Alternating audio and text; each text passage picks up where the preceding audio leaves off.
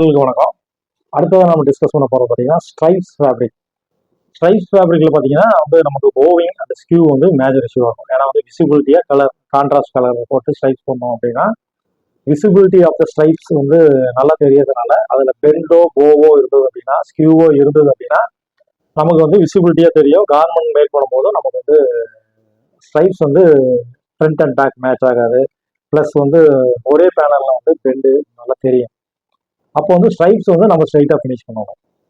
இப்போ கடைசியாக பார்த்தீங்கன்னா நான் ஒரு கேஸ் அட்டன் பண்ணது பார்த்தீங்கன்னா பெண்ட் வந்து பார்க்கறது ஸ்ட்ரைப்ஸ் வந்து நேராக தான் இருக்கு. இப்போ டேபிளில் போட்டு பார்த்தோம் அப்படின்னா பெரிய டிஃபரன்ஸ் இல்லை, ஸ்லைட் பெண்டு தான் தெரியுது, ஒன்றும் மேஜராக ஒன்றும் தெரியல. நமக்கு வந்து 3% வரைக்கும் அலவுட் இருக்கு, அதுக்குள்ள தான் இருக்கு. ஆனால் இப்போ கட்டிங்கில் போகும்போது பார்த்தீங்கன்னா ஒரு சைடு எடுக்கிற எட்ஜுக்கும் இன்னொரு சைடு எடுக்கிறதுக்கும் நமக்கு வந்து கரெக்டாக மேட்ச் ஆகுது. அப்போ வந்து இது எப்படி வந்து நம்ம இன்ஸ்ட்ரக்ஷன் ஸ்டேஜ்லேயே ப்ரிடிக்ட் பண்ணுறது அப்படின்னு பார்த்தீங்கன்னா இந்த ஸ்ட்ரைப்ஸை ஃபோல்டு பண்ணீங்க அப்படின்னா கரெக்டாக வந்து மேட்ச் ஆகாது. அது ஒரு வகையில் வந்து நம்ம செக் பண்ணலாம்.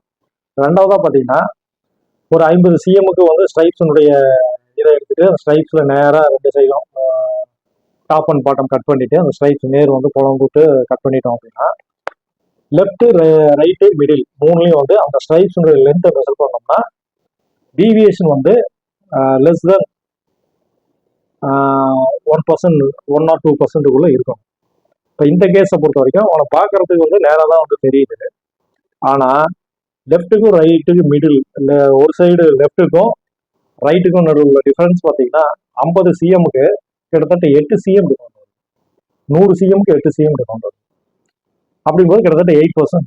இப்போ இதுதான் வந்து கட்டிங்கில் ப்ராப்ளம். அப்போ வந்து ஸ்ட்ரைப்ஸ் வந்து நீங்கள் வந்து ஃபேப்ரிக் ஃபார்மில் நீங்கள் இன்ஸ்பெக்ட் பண்ணும்போது இன்ஸ்பெக்ஷன் மெஷினில் வந்து ஸ்ட்ரைட்டாக இருக்கா அப்படிங்கிறத மட்டும் பார்த்தீங்கன்னா பத்தாது. அது வந்து அக்செப்டபிள் லெவலில் இருந்தாலுமே நீங்கள் வந்து 2 பக்கம் எட்ஜஸையும் ஸ்ட்ரைப்ஸில் நேராக வந்து டிசைனில் நேராக வந்து கட் பண்ணிவிட்டு அந்த ஸ்ட்ரைப்ஸினுடைய 2 எட்ஜஸையும் வந்து மேட்ச் பண்ணி பார்க்கணும்.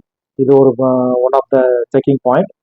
அடுத்ததாக பார்த்தீங்கன்னா லெஃப்ட்டு அண்ட் ரைட்டு மிடில் மூணுலையும் பார்த்தீங்கன்னா ஒரே சைஸில் இருக்கான்னு பார்க்கணும், ஒரே லென்த்தில் இருக்கான்னு பார்க்கணும். இந்த லென்த் மார்க் அப்படின்னா ஸ்லைட்டு வந்து நம்ம ரிப்பீட் சைஸ் வேரியேஷன் ஸ்லைட்டாக இருந்தது அப்படின்னா அது கொஞ்சம் அதிகமாக வந்து பெருசாகி நமக்கு வந்து இந்த மாதிரி வந்து வரும். ஏன்னா ரிப்பீட் சைஸ் வந்து நம்ம 1 சிஎம் 2 சிஎம் 5 சிஎம் இதுக்குள்ளே தான் பார்ப்போம்.